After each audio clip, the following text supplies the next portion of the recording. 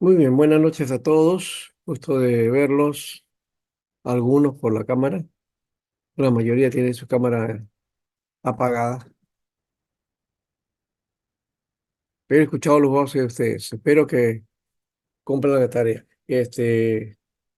Una de las cosas que siempre queremos es que estén todos presentes en la clase, no solamente a la hora de la presentación, a la hora de, Tiene que ver en todas las clases. de, este, de la asistencia, sino hasta el final de la clase, ¿ya? Cuando ha dado presente, ya usted tiene que quedarse hasta el final, ¿ya? Claro, ¿no? Entonces eso es creo que algo que tiene que tomar en cuenta y que también es parte del ministerio, de la formación ministerial, ¿no? La responsabilidad. Eso es algo muy importante que está faltando en el país, ¿eh?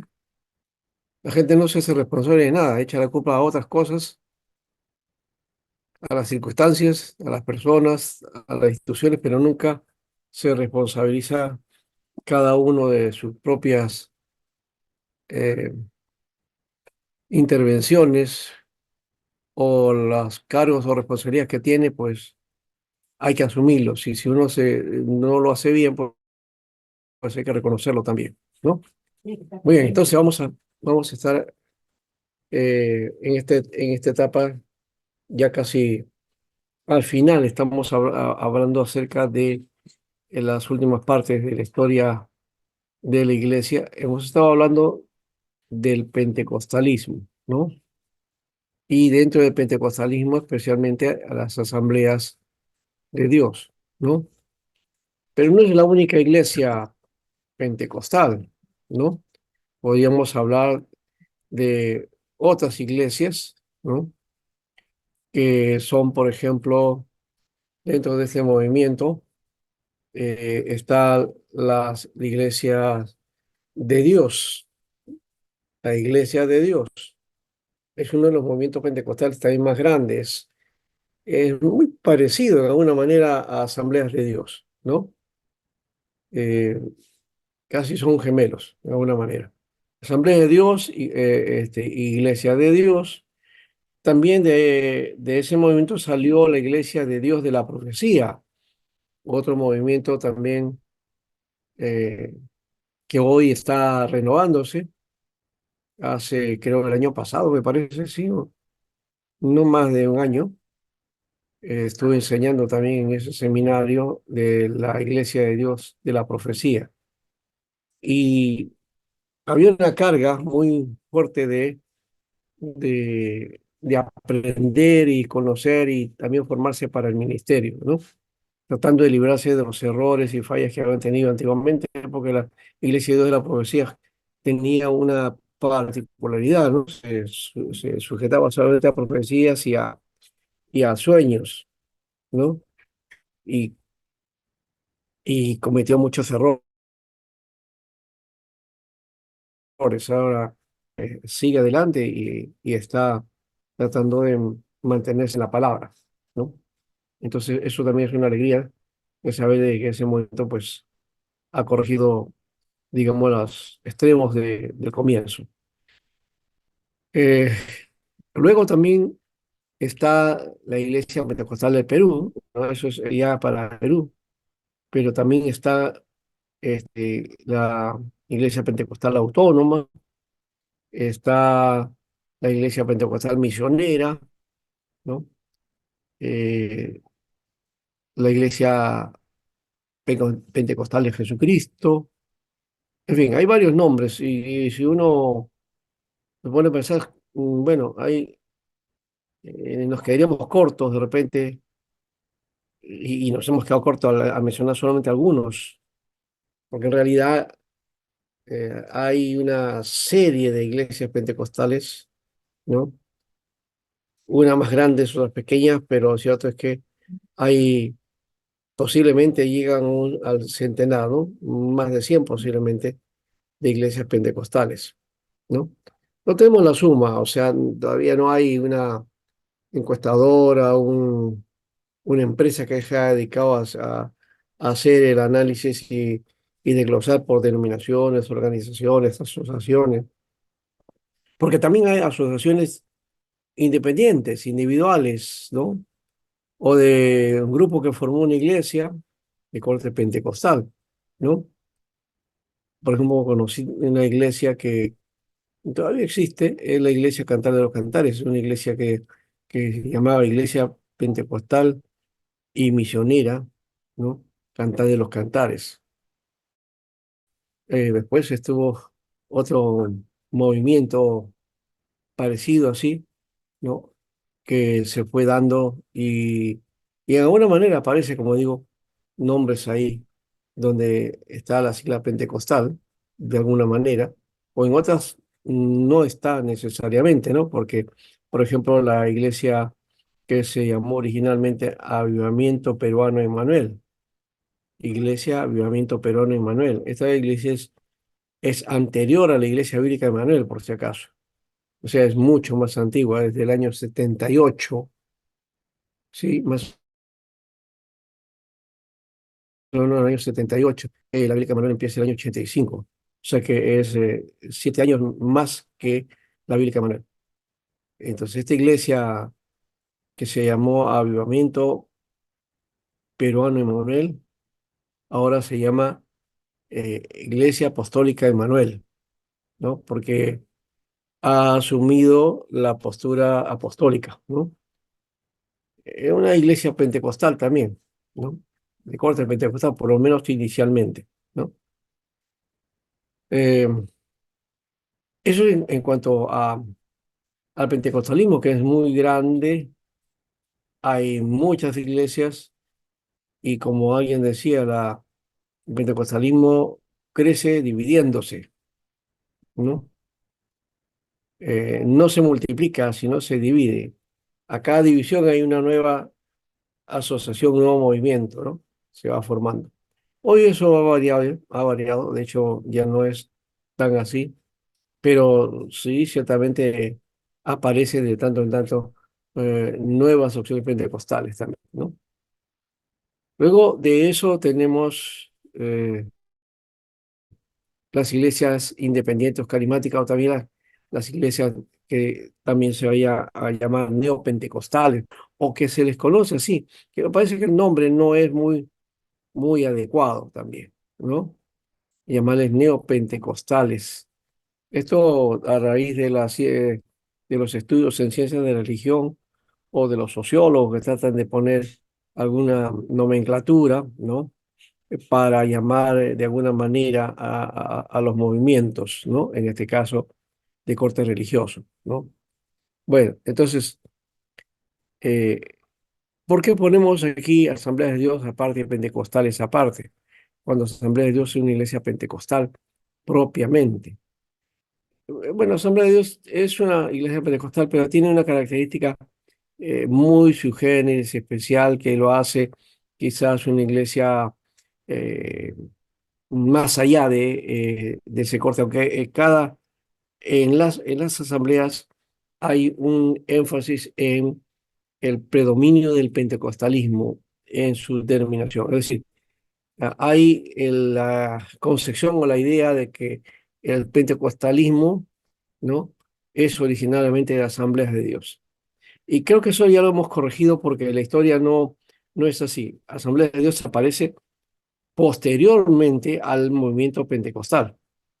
El movimiento pentecostal vino o apareció, perdón, con este personaje llamado William Seymour, y William Seymour dio un mover espiritual que en la calle Azusa empezó todo un mover ahí.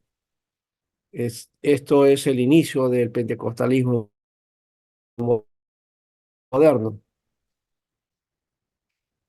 Y digamos, inició todo un movimiento que al comienzo fue de oposición, o sea, la iglesia se opuso a este movimiento y lo vio como un movimiento herético, como algo antibíblico, ¿no? especialmente las iglesias más conservadoras y las iglesias que habían optado por la propuesta del cesacionismo, es decir, eh, asumir que los dones y las señales y los poderes y milagros eran del primer siglo, ¿no? Y que eso ya no está vigente hoy. Entonces, por eso se conocen como cesacionistas, ¿no? Creen, creen que ha cesado, ¿no? Los dones, ¿no? Y el poder han cesado según esa tendencia. Y esos fueron los que atacaron y que crearon también el fundamentalismo, básicamente. En Estados Unidos se creó el fundamentalismo. Es un mover, digamos, eh, que corresponde a la visión de iglesia, ¿no? A la visión de iglesia, pero de una iglesia, digamos, muy pegada, ¿no? A lo literal, ¿no? Entonces eso es una característica de estas iglesias fundamentalistas, ¿no? Que son las que llegaron como primera base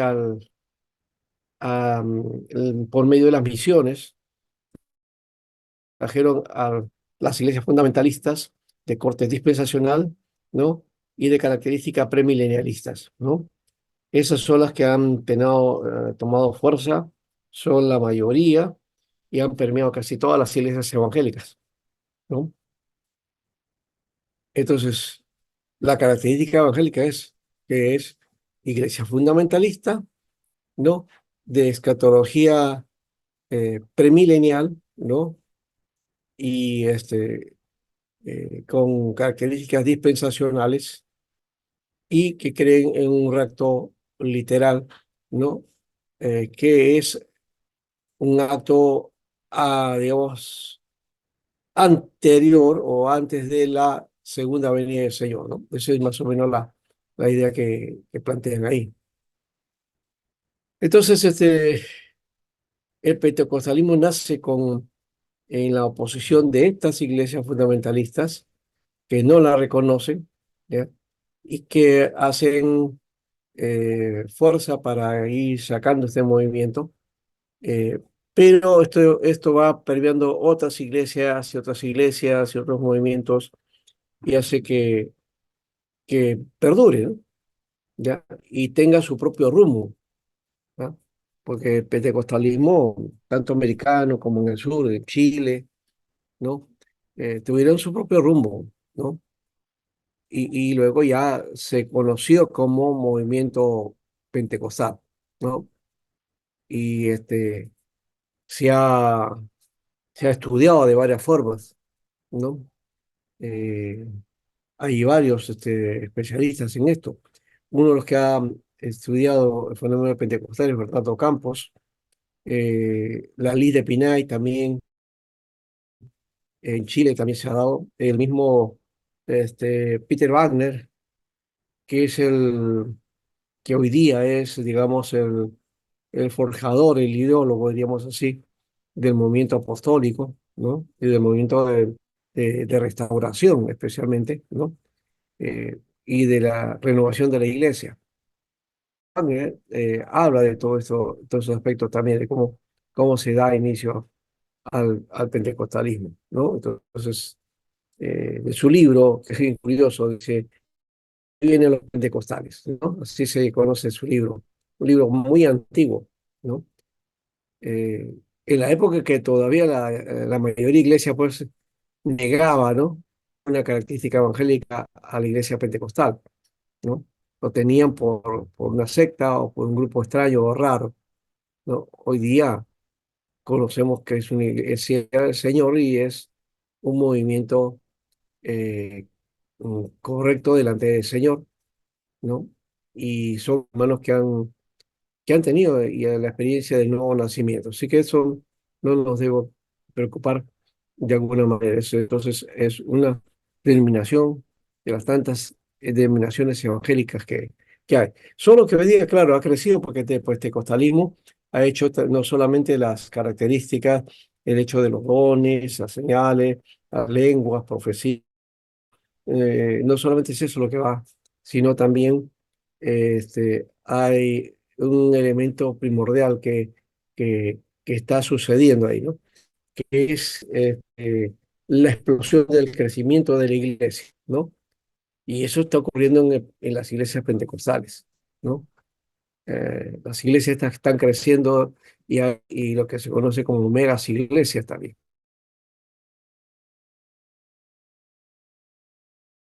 ¿no? Iglesias grandes, la JBC de Chile es una iglesia inmensa, es la catedral, ¿no? La catedral evangélica.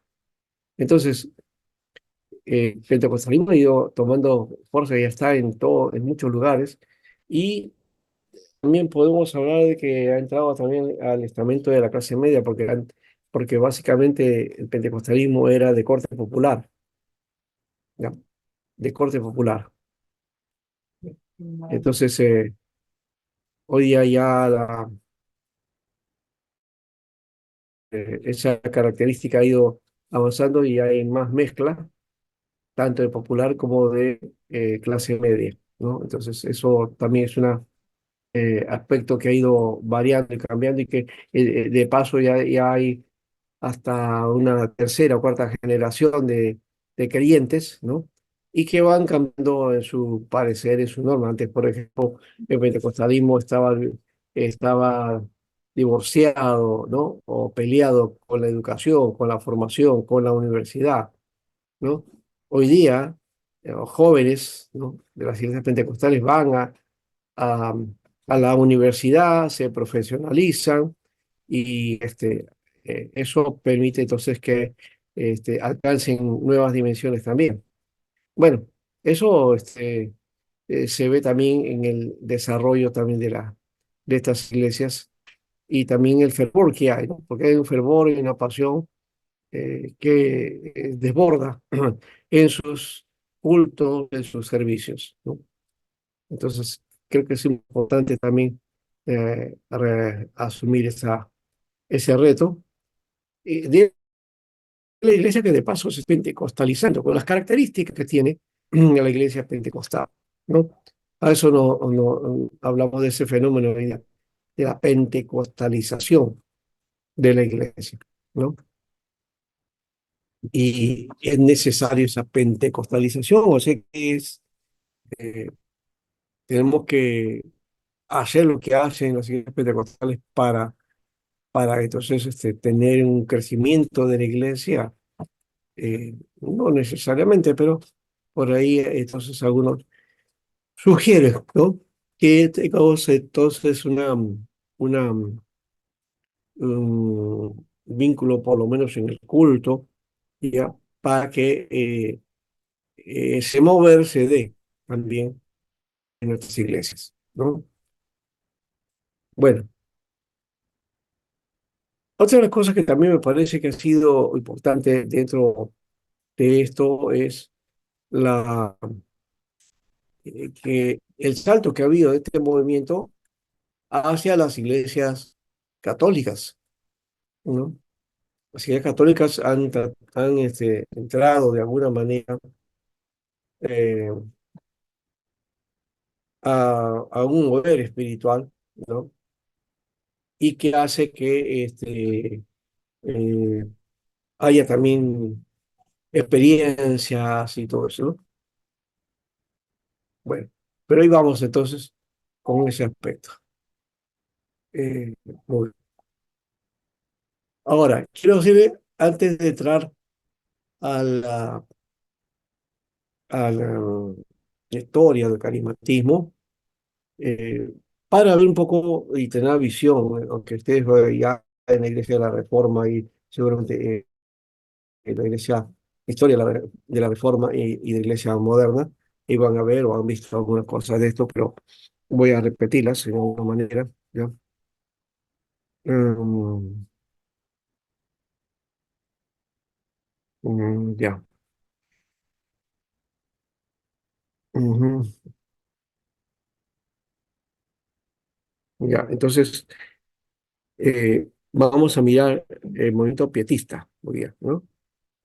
Y cómo se inicia, digamos, cómo es que pega el avivamiento inglés, que pega en Estados Unidos, y se da el movimiento pentecostal, y luego salta para América, eh, América Latina, ¿no?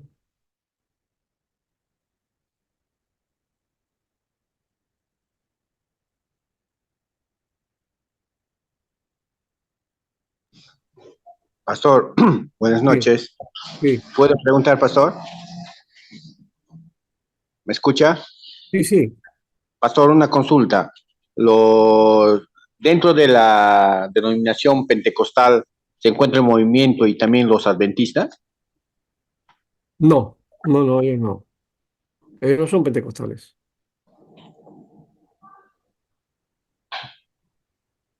porque usted estaba mencionando que la clase pasada, que el movimiento salió de la iglesia, las asambleas. ¿Qué cosa? ¿El movimiento adventista? No, no, no dije No, eso. no, no, el movimiento misionero mundial me refiero. Ah, el movimiento misionero, sí. El movimiento misionero. Por lo menos en el fenómeno de Perú, ¿no? No sé cómo ha sido en, en otros países, porque el movimiento se ha internacionalizado, y creo, entiendo que en Puerto Rico, en Cuba, ¿no? Por ahí. Pero básicamente entiendo que Rodolfo González vino como un pastor de Asamblea de Dios, o por lo menos él, como un pentecostal, los primeros años, o por lo menos que estuvo aquí en Perú, estuvo ligado a las Asambleas de Dios. Y la Iglesia Asamblea de Dios le abrió las puertas, ¿no? Como un gran predicador, y hacía campañas evangelísticas, ¿no? Campañas de milagros y otras cosas más, ¿no? Así empezó el movimiento misionero, o sea, que también de paso me olvidé de decir, ¿no? Esa es una iglesia pentecostal, ¿no? La iglesia del movimiento misionero mundial es una iglesia pentecostal. Ujú. Entonces, eh, cuando le ofrecen a Rodolfo González, eh, él va con una cita que no sé si fue, cómo fue el contacto, lo cierto es que encontró a los dueños del cine 28 de julio, y él va ahí, le propone su proyecto, ¿no? Y los dueños se quedan, digamos, arrobados por lo que le dice el pastor, que le ceden el local, ¿no? Que lo alquilan, no sé si a un precio simbólico, eso no lo sé, ya. Pero empieza ahí, entonces remodela el cine, más adelante ya consolidado, compran todo el local, ¿no? Y todo lo que correspondía al cine antiguo, que era toda una cuadra, y hoy día es parte del movimiento misionero mundial, ¿no? ¿No? Ahí se formó el seminario, también empezó pedagógico y otras cosas más que ahora ya están más en otros lugares, ¿no? Entonces, cuando mencioné que él había estado en asambleas es porque él estuvo pegado con las iglesias, asambleas de Dios que le dieron las puertas abiertas acá en el Perú. ¿Sí?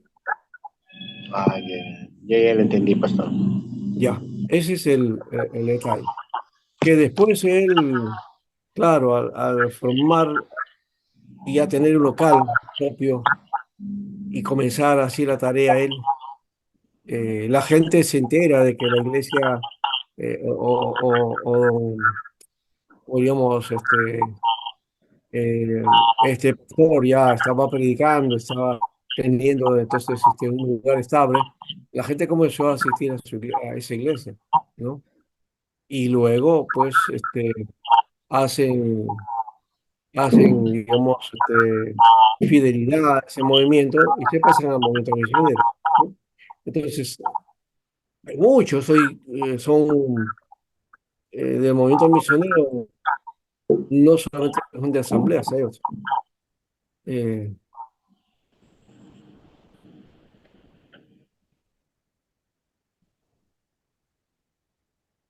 Entonces, esa es otra historia interesante también.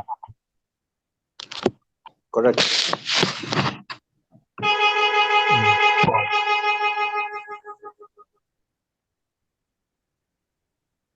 Mm.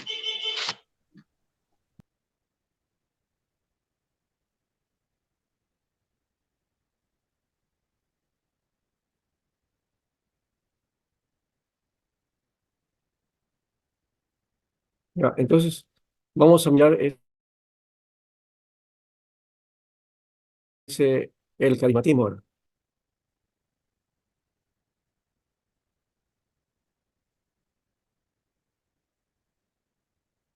Aquí entonces vamos a mirar esa parte de la historia. Primero el movimiento pietista, ¿no? Vamos a ver esa parte.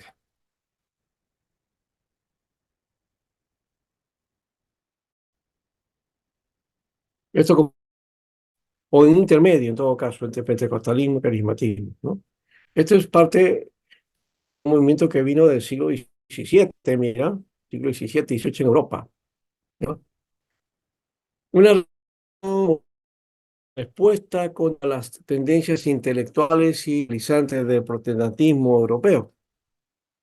El protestantismo europeo se fue dando por lo intelectual y por la formalidad, ¿no? La formalidad, lo ceremonial. Eso era lo que más importaba al protestantismo. Aquí surgieron entonces varios movimientos populares que apelaban a las emociones de la experiencia religiosa, ¿no? Así que el pietismo podía ser algo así como un pentecostalismo del siglo XVII. No se le conoce así, ¿no? Pero más o menos está por ahí. ¿Mm? En Inglaterra, bueno, se formó el metodismo. El metodismo, sí.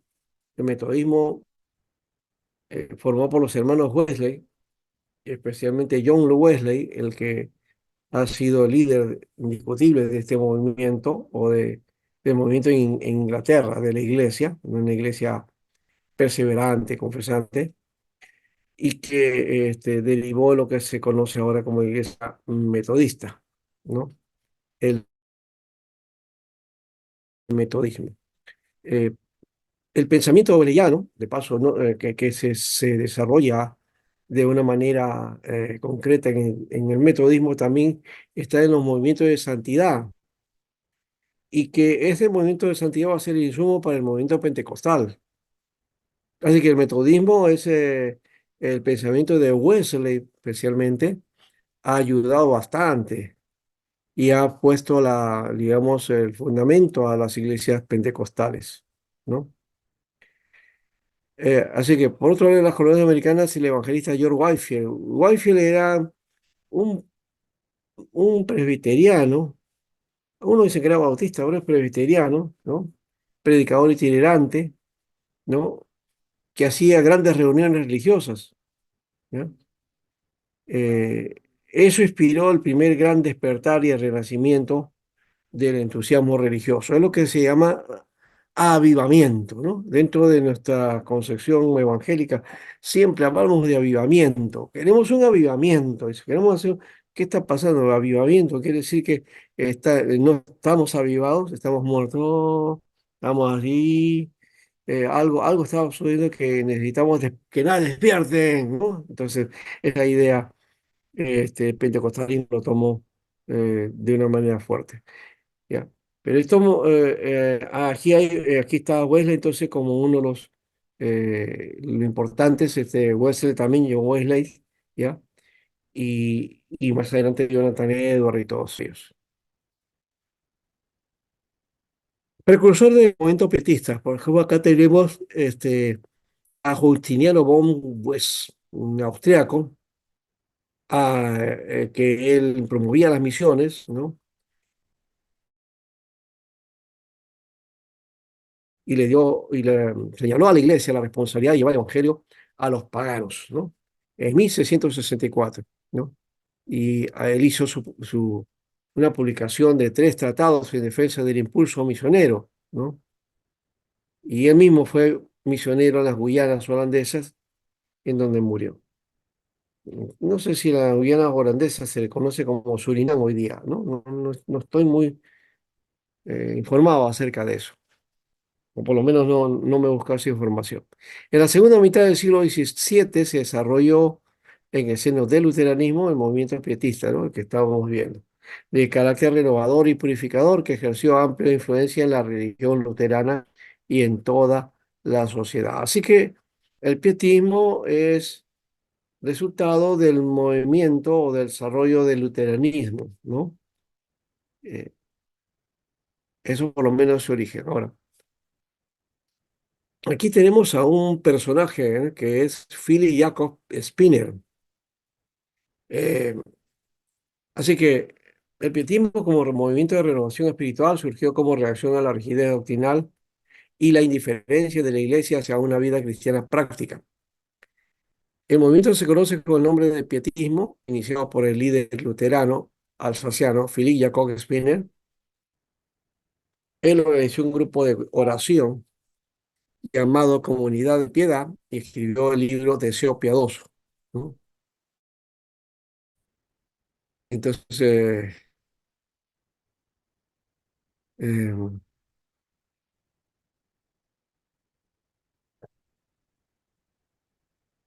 él es uno de los promotores que promovieron la piedad, ¿no?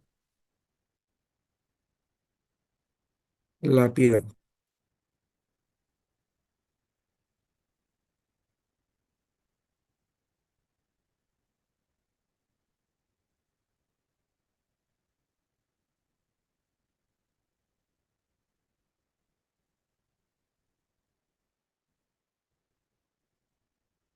Pietismo entonces es una corriente religiosa desarrollada dentro, ¿no?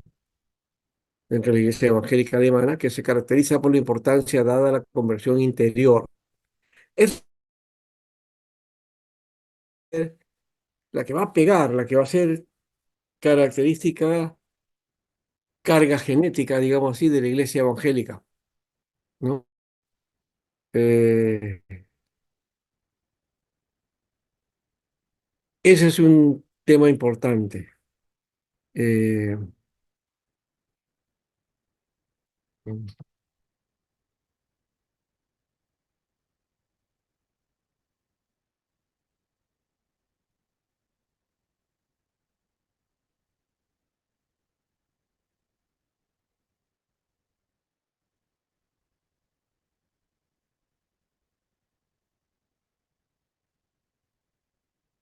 entonces, el pietismo es una alternativa como iglesia renovada.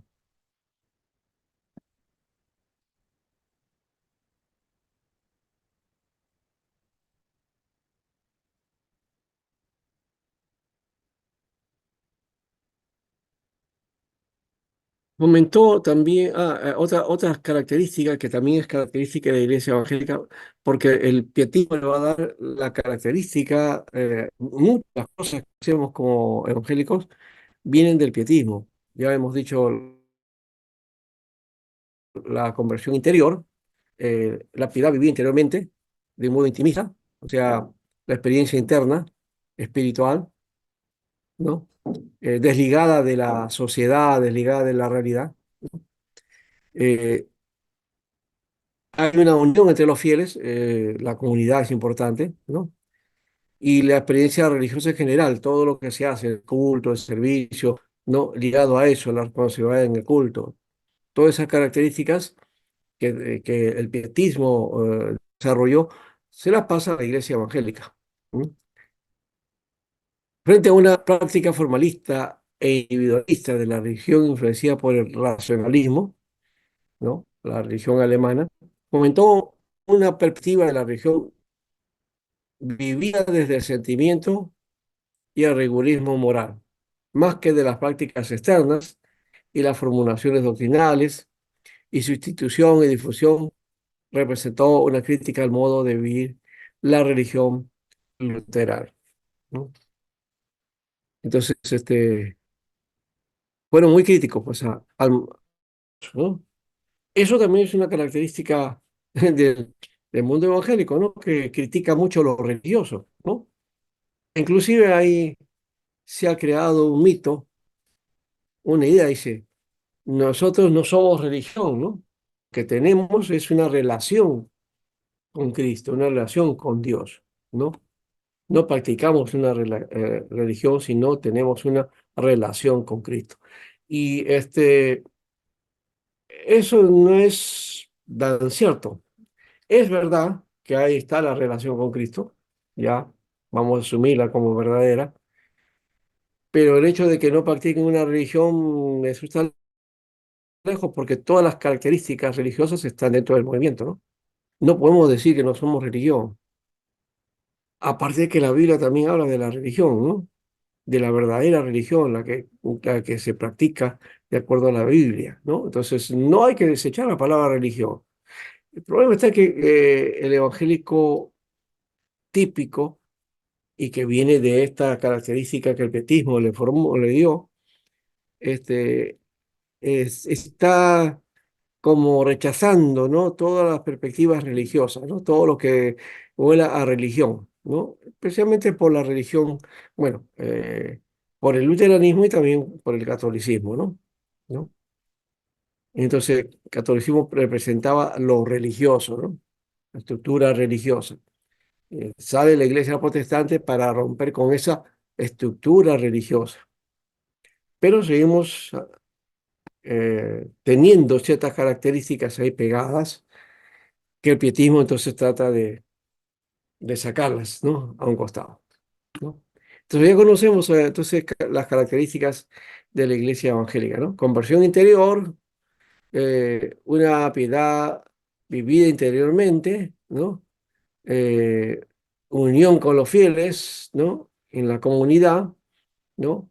Una experiencia religiosa en general y una práctica formalista o individualista de la religión, ¿no? Que había en esa época. Bueno, frente a esa práctica formalista individual aparece mover de la experiencia, ¿no? Que hoy día es mucho más, digamos, recurrente en las iglesias, ¿no? La experiencia religiosa.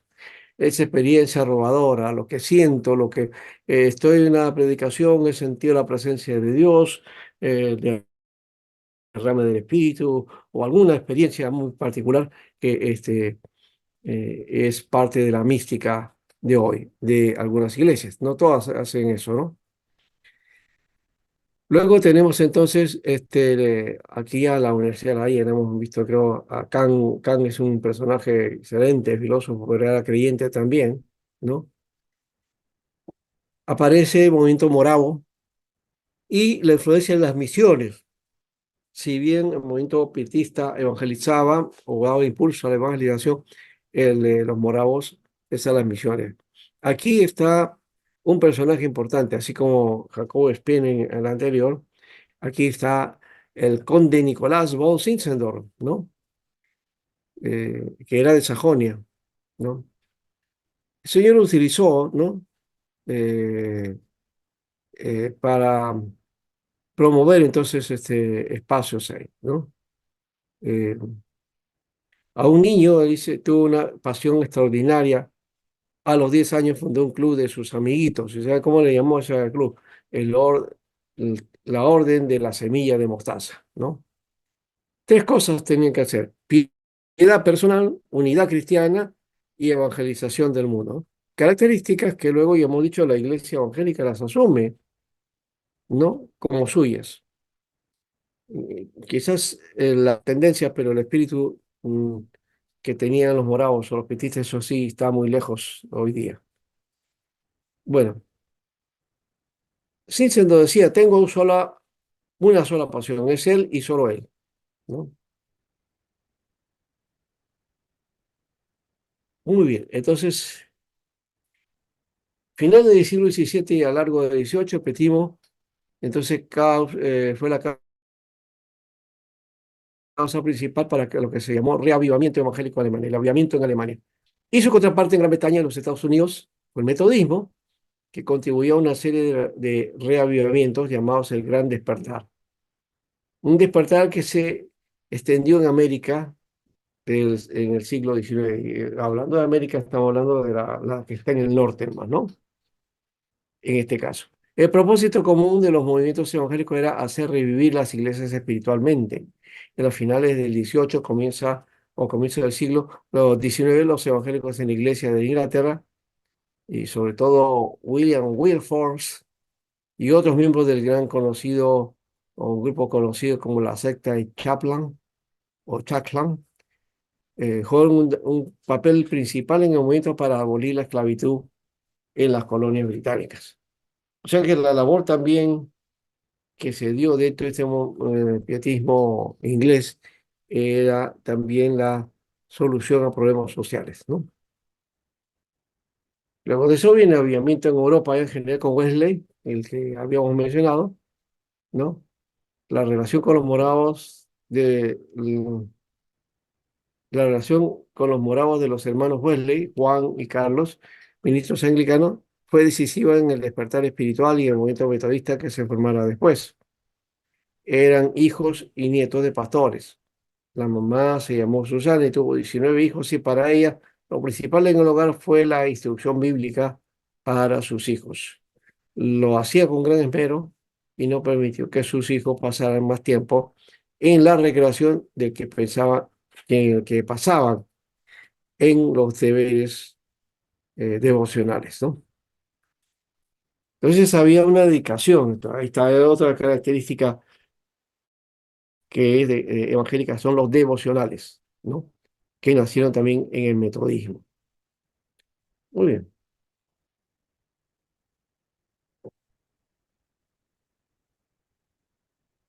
La esposa de Wesley, la mamá de los Wesley, fue la maestra que los preparó para entrar a un colegio privado. Juan asistió a la escuela Chester Hughes y luego ingresó a la Universidad de Oxford, ¿no? Donde estudió teología. Su hermano Charles fue músico y escritor de himnos muy hermosos. Muchos himnos antiguos vienen de la época de Charles Wesley. Eh, en una ocasión los Wesley acompañaban a los moravos que viajaban de América y fueron impresionados por la fe de ellos. Cuando Juan leyó el prefacio que Martín Lutero escribió sobre la carta a los romanos, cuenta que esa noche sintió un extraño dolor en su corazón. Sintió que Dios le perdonaba y lo amaba. Esta experiencia eh, determinó su ministerio, ¿no? Él había sido formal, ¿no? Y ahora empieza a ser del mundo su parroquia, ¿no? Notándose la conciencia social que él tenía, a pesar de que los Wesley nacieron dentro de la iglesia anglicana, ellos le cierran la puerta, ¿no? Y también los púlpitos, ¿ya? Porque el enfoque espiritual de las predicaciones, ¿no? O llamados directos al arrepentimiento, a la conversión, no les satisfacía o no gustaba dentro de este movimiento, ¿no? Pero como digo, eso va a llevar a esa característica, la va a asumir la iglesia evangélica, ¿no? ¿Ya? El llamado a la gente, el llamado a la salvación, ¿no? Eso va a quedar. Y en el gran avivamiento con ya Wesley, ¿no? El gran predicador de esa época del siglo XVIII, ¿no? Y con los morados tuvieron un culto pentecostal, ¿no? Eh, Whitefield comenzó a reunir mucha gente y produjeron muchas conversiones, ¿no? Y es el forjador de las campañas en masa, ¿no?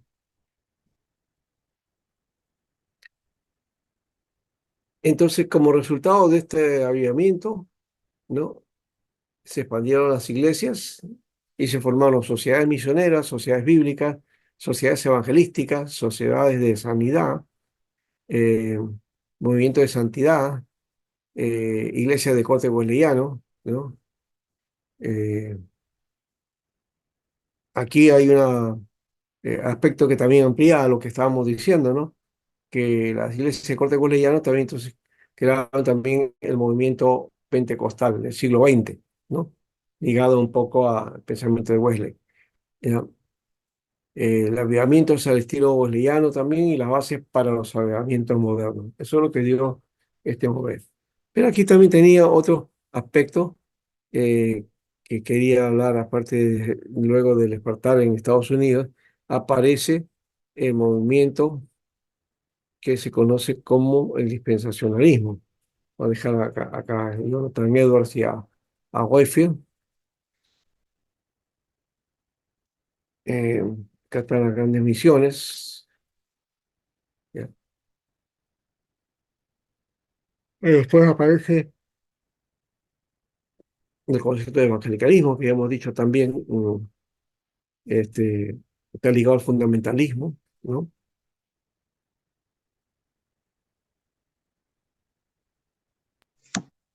Pastor, Y sí, el movimiento pietista, su origen es en Europa sí.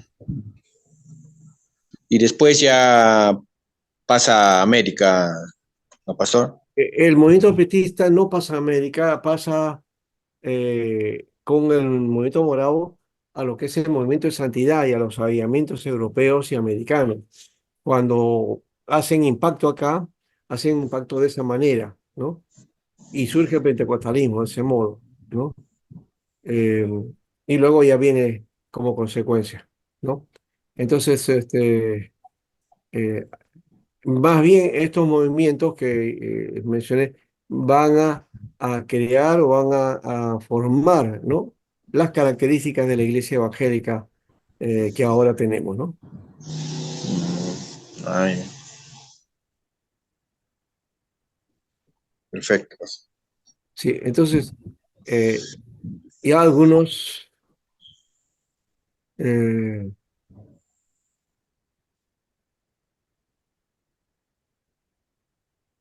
¿Cómo dijo que se llamaba el fundador, Pastor? del pietismo, Sí, se llamaba Jacobo Spener. Jacobo Spinel. Spener, se escribe Spener y se pronuncia Spinner. Spinel, Spinel. Sí, ya, Pastor, gracias.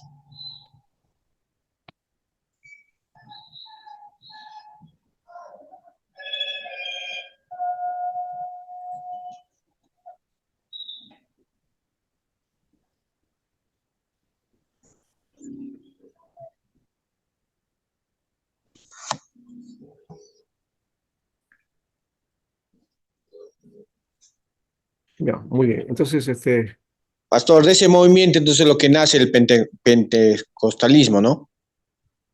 no, como dije, el pietismo, los moravos, el movimiento de santidad, lo que van a hacer es la iglesia evangélica. Ah, ya, ya, ya. Las características de la iglesia evangélica moderna aparecen conjugados en estos movimientos. Y Mm, el avivamiento inglés va a motivar a Estados Unidos y va a crearse el movimiento pentecostal. Ese es el Es un tipo de dispensacionalismo, ¿no, iglesia pastor? evangélica. ¿Ah? El dispensacionalismo Claro, en América, Estados Unidos está el dispensacionalismo, sí, sí. Ya. Del con pietismo se deriva en dos tendencias, el dispensacionalismo y el pentecostalismo. ese es con John Wesley, ¿no? Claro, con Wesley, ¿ya? Pero vuelvo a repetir, el mover es espiritual y básicamente todas las ideas de Wesley aparecen en el pentecostalismo, pero también se da lo otro, ¿no?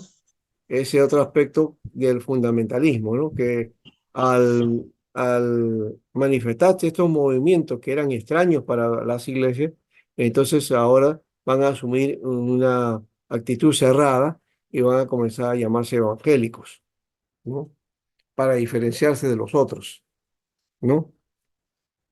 Entonces, ahora, digamos, evangélico a todo el mundo, todavía no se está clasificado ese aspecto de qué cosa es ser evangélico también, ¿no?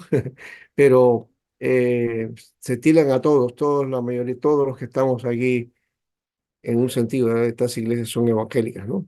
Propiamente. Excepto los testigos, los mormones, los adventistas, que por ahí no, a eso no los tocamos, ¿no? Y hoy día yo también diría que había que trabajar esos aspectos con nuestras iglesias también, otros movimientos, ¿no? Que han ido surgiendo y que enseñan unas herejías terribles, pero la iglesia no les ha condenado ni nadie les ha llamado la atención a esos líderes, eh, como sí se hizo en la época del mormonismo, de los testigos y los adventistas, ¿no? Bueno, estos movimientos de avivamiento dieron movimientos también muy especiales. El Inca, que es eh, lo, eh, creo que se llama eh, YNCA, así se llama en inglés, el Inca, ¿no? George William, que es un movimiento de corte cultural, social y de salud, ¿no? Es lo que se conoce como creo que se llama jóvenes cristianos, a ver cómo,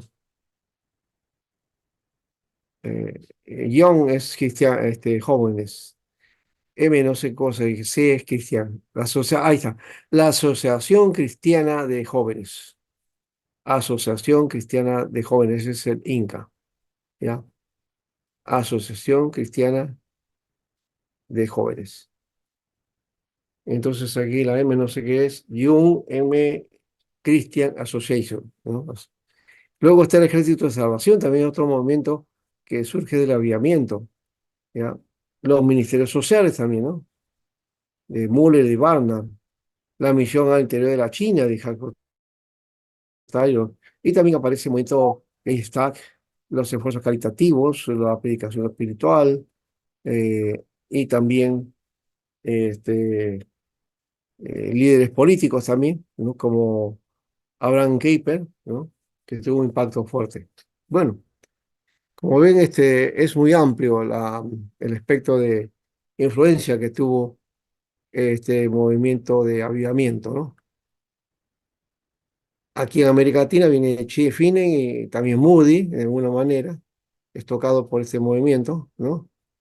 El evangelicalismo alcanzó las raíces de la América Blanca, mientras que la comunidad negra en esclavitud y libertad fue sostenida y se mantuvo unida por sus iglesias que expresaron una fe evangélica profunda y herida. Muy bien, eso es también, esta es una diferencia entre lo que es eh, el evangelicalismo, se ligó a la gente blanca, ¿no? Y la comunidad negra estuvo hacia otro lado, ¿no? Ya, eh, y bueno, de alguna manera también surge una especie de iglesia discriminadora también, ¿no? Que todavía tiene sus consecuencias, ¿no? En Estados Unidos. Bueno, ahí tenemos más o menos lo del evangelicalismo, pero también quería ver esta parte que ya le mencioné del fundamentalismo, y que también han escuchado hablar de eso, acá está el evangelicalismo y la neortodoxia, pero también creo que debe estar acá el fundamentalismo, acá está el fundamentalismo evangélico.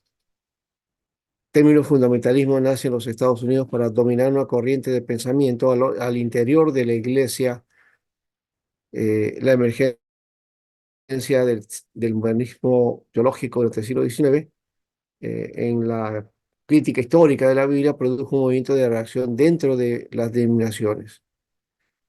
Del 1900 a 1915, estudiosos conservadores produjeron una serie de folletos titulados Los Fundamentos, ¿no? El testimonio de la verdad, ¿no? Esos eh, folletos o panfletos, ¿no? Ahí está basado todo el pensamiento y todo el testimonio del fundamentalismo, ¿no? Aquí ves, se exponían las doctrinas que el autor consideraba como las fundamentales, ¿no? Aquí están, por ejemplo, el nacimiento virginal de Cristo, la resurrección física de los muertos, la exactitud de la Biblia en todos sus detalles, la, la teoría de la redención, de la salvación que Cristo dio por los pecados y el segundo advenimiento de Jesús que debe preceder al juicio final. Aquí está justamente la palabra advenimiento, ¿no? Adviento se le llama la primera vez, ¿verdad? Advenimiento. De ahí viene la palabra adventista, ¿no? Porque el adventismo el adventismo hace énfasis en la segunda venida, ¿no? Es propiamente ese su mensaje. En 1920 fue que un periódico bautista conservador acuñó el término fundamentalista como designación para los defensores de la ortodoxia. Los bautistas y los presbiterianos, y en grado menor los metodistas y los discípulos de Cristo, se dividieron violentamente por la posición entre fundamentalistas y liberales o modernistas. Esa lucha entre el pensamiento europeo y el pensamiento americano, ¿no?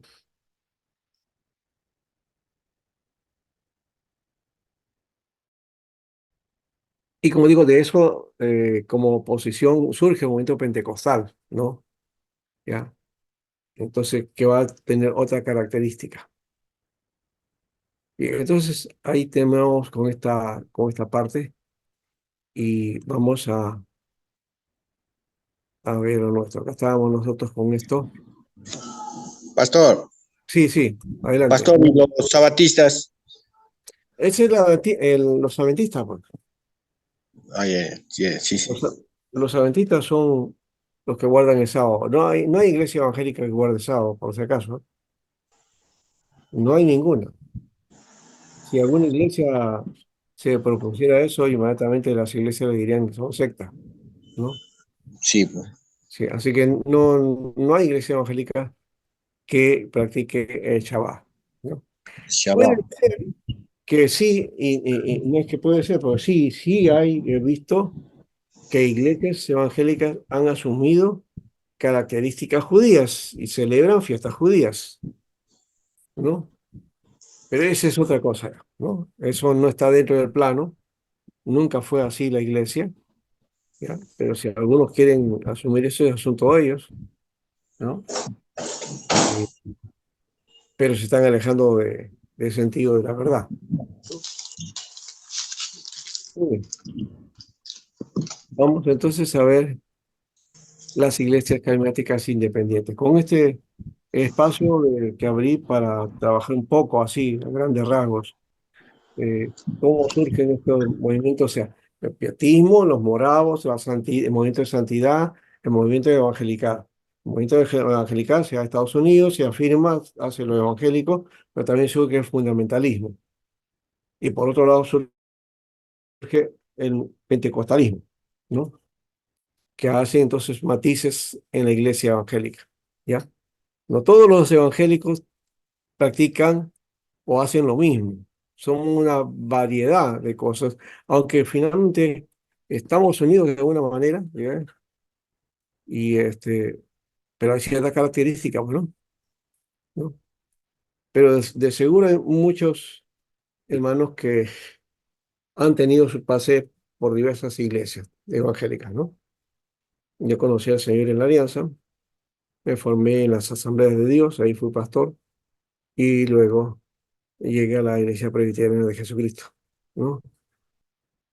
Entonces, es una característica interdenominacional.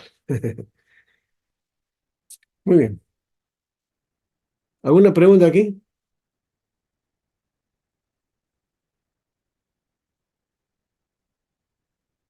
Se puede ver que la iglesia carismática y la iglesia pentecostal tienen similitudes, ¿no? Ah, sí, eso lo vamos a ver ahora. Claro, vamos a ver si hay alguna similitud, sí. Pero son movimientos particularmente Diferentes. diferentes, el énfasis también, ¿no? Eh, pero sí hay algunas cosas que lo coinciden. Por ejemplo, el asunto de las emociones o de las experiencias religiosas. Eso sucede tanto en la pentecostal como en la carismática, pero ahora, ¿cómo es que se conduce eso? ¿Cómo se guía? Y ya es otro detalle, ¿no? ¿No? Las iglesias pentecostales generalmente se guían por la experiencia religiosa. Dios me habló, Dios me dijo, ¿no? Dios me ha dado una profecía, ya. El carismatismo no hace ese énfasis, ¿ya? Pero sí hay un mover espiritual, ¿no? Y ese mover espiritual le dan énfasis, el cántico, la alabanza, ¿no? Y una vida práctica, ¿no? Que no sea tan difícil de digerir para con los demás, ¿no? Y ayudar a los demás, ¿no? Que también es el otro aspecto importante. Muy bien, Carlos. ¿Alguien más?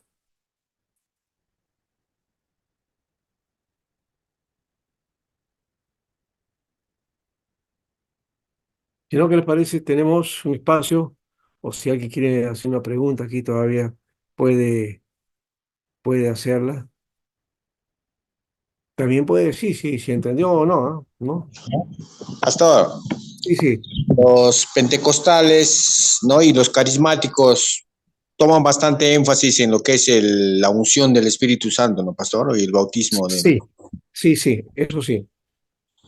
Y ahora la práctica de cómo lo hacen es diferente, ¿no?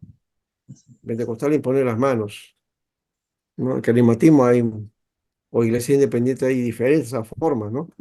Usan aceite, usan tierra, usan mantos, en fin. Entonces, el carismático podría ser, por ejemplo, la iglesia la brasileña, para de sufrir.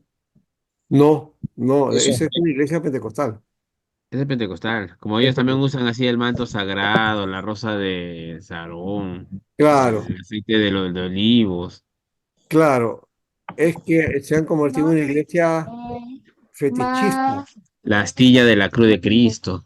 Claro, es una iglesia, digamos que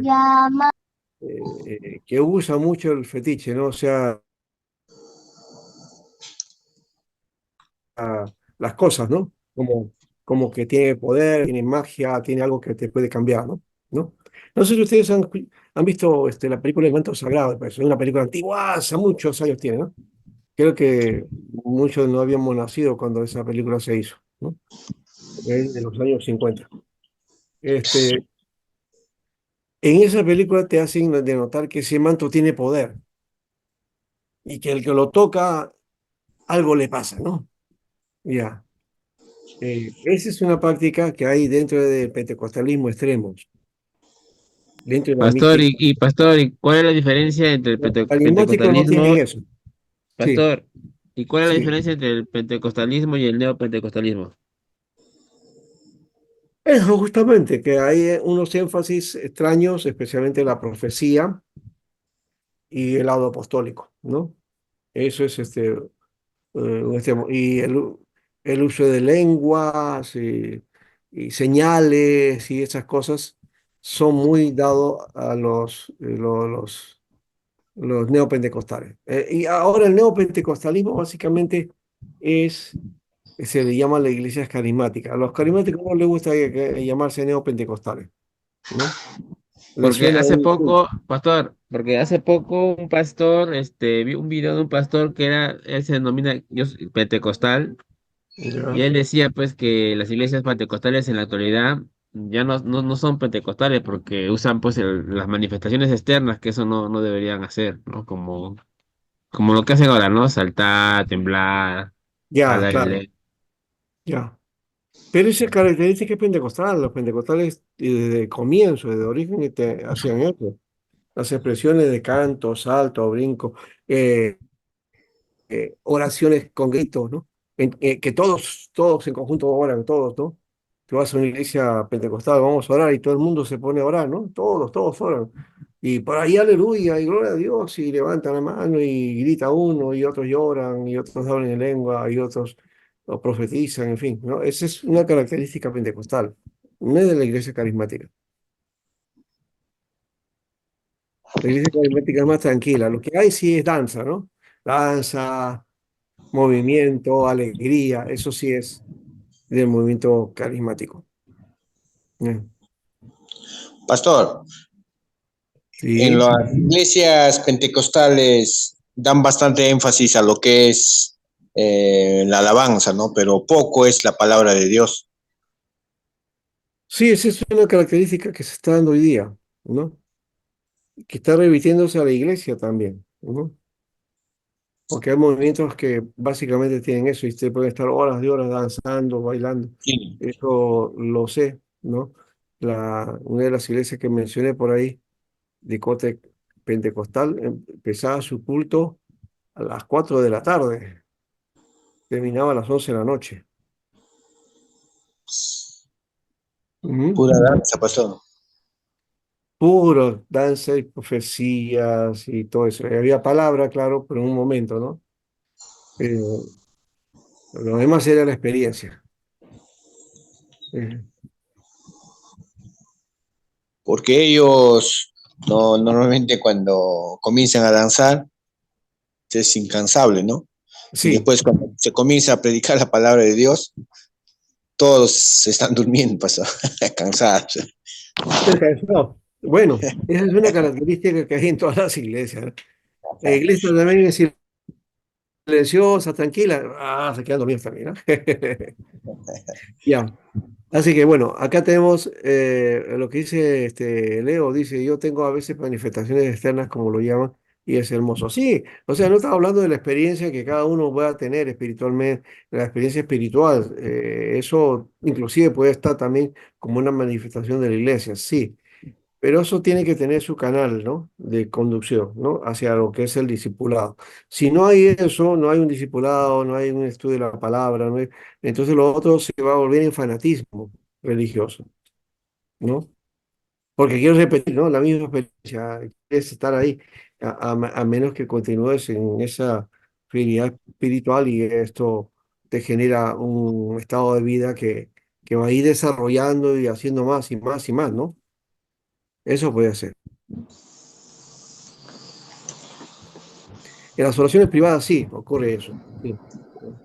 Y también, de hecho, cuando uno va a la oración en intimidad con Dios, no necesita uno esperar que ahí se escuche un trueno o que un viento recio pase o algo así, ¿no? Estoy exagerando. Pero la idea es que estoy antes de la presencia de Dios y una de las primeras cosas que debe asumirse es lo que hizo Isaías cuando cayó como muerto, dice, ¿no? Entonces, ante la presencia de Dios tiene que ver el reconocimiento de nuestro pecado, de nuestra condición pecaminosa, y acudir a Jesucristo, y para eso está Él, para que entonces salgamos de esa premura y vivamos en una visión más completa de la fe en Cristo, ¿no? Bueno, han aprendido a guardar el orden, sí, pero ¿qué es el orden también? Lo que para algunas iglesias es orden, para otras iglesias es desorden, ¿no? No nos ponemos de acuerdo en eso, y sobre todo cuando se trata de movimientos externos, ¿no? ¿No? Oye, no debe levantar la mano, o no debe saltar, no debe brincar, estás desordenando a la iglesia, ¿no? Creo que esa desorden, entre comillas, es bueno. El desorden que en sí no es bueno es el desorden en la vida, ¿ya? Y ahí hay gente que no es creyente y también seguramente algunos creyentes también, ¿no? ¿Ya? Que entonces se van por otro lado y eso no es conveniente, ¿no? Eh, el orden en el Señor, eso hay que guardar, y por supuesto también el orden de las cosas en su tiempo, ¿no? Para no vivir cosas que después vienen como consecuencia de nuestros propios errores o nuestras propias fallas o pecados, ¿no? Muy bien. ¿Alguien está con el sonido ahí que molesta? Lo voy a dejar, vamos a ir a descanso, ¿está bien? Vamos a unos minutos de descanso y volvemos, ¿ya? Amén, pastor.